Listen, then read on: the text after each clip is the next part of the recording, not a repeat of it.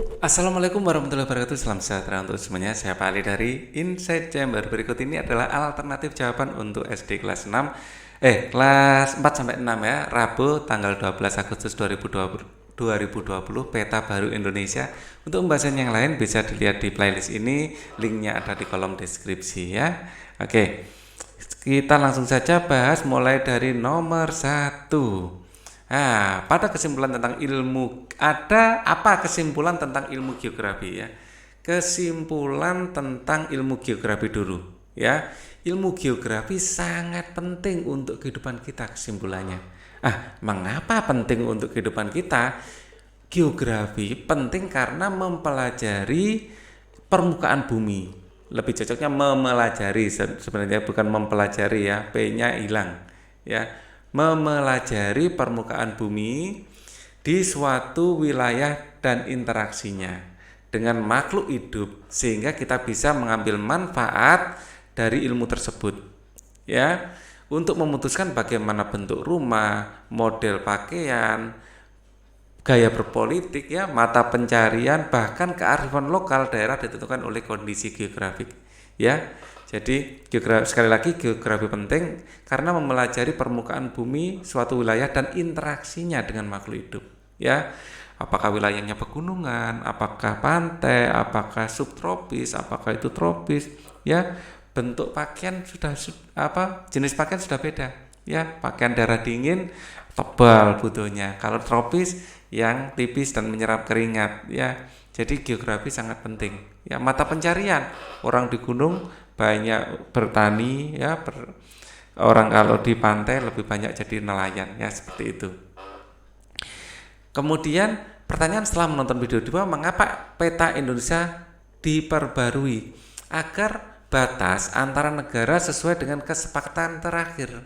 Karena sering ada kesepakatan baru atau perubahan kesepakatan lama antar negara, terutama perbatasan laut ya. Jadi ada suatu daerah yang belum diatur sebelumnya, terus kemudian diatur, petanya harus dirubah ya, biar semua orang tahu ya. Seperti dicontohkan di video, ada 5 tempat yang diperbarui kesepakatannya, jadi peta harus diperbarui juga.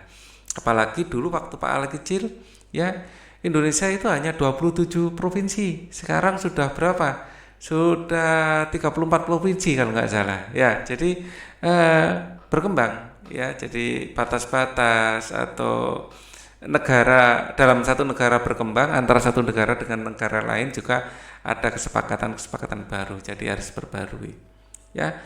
Kemudian pertanyaan setelah menonton video 3, mengapa semua unsur peta memiliki arti? Jelaskan.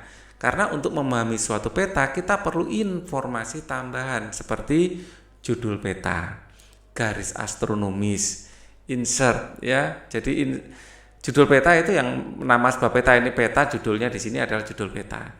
Kalau garis astronomis, garis yang ini, garis lintang, garis bujur, itu menentukan. Nah, Indonesia dilewati oleh garis khatulistiwa. Kita tahu, ternyata di tengah-tengah bumi ya, garis khatulistiwa. Makanya Indonesia memiliki iklim tropis, beda dengan Jepang yang subtropis, agak ke atas ya. Pentingnya garis astronomis. Insert, misalnya ada peta besar Indonesia ya, Indonesia seperti ini Jawa, di sini ada Kalimantan, Sulawesi ya, terus Papua ya. Misalnya kita ingin tahu Madura gitu aja, ada insertnya. Oh, ini adalah Madura. Wah, misalnya seperti itu. Jadi insert itu memperbesar satu bagian ya. Terus kemudian garis tepi peta. Garis tepi petanya sini ya, biasanya ada koordinat ya, koordinat astronomisnya juga. Ada skala untuk mengetahui, misalnya ada skala Surabaya misalnya seperti ini ya, peta Surabaya seperti ini. Nah, kita harus ada skalanya. Kalau tanpa skala kita nggak tahu ini seberapa besar kota ini ya.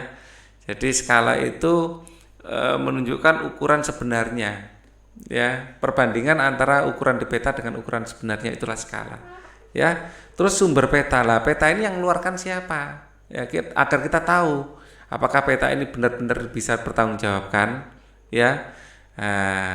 Terus kemudian tahun pembuatan, nah harus ada tahun pembuatan, karena kita tahu kita jangan menggunakan peta tahun 70-an misalnya untuk kekinian. Wah, beda.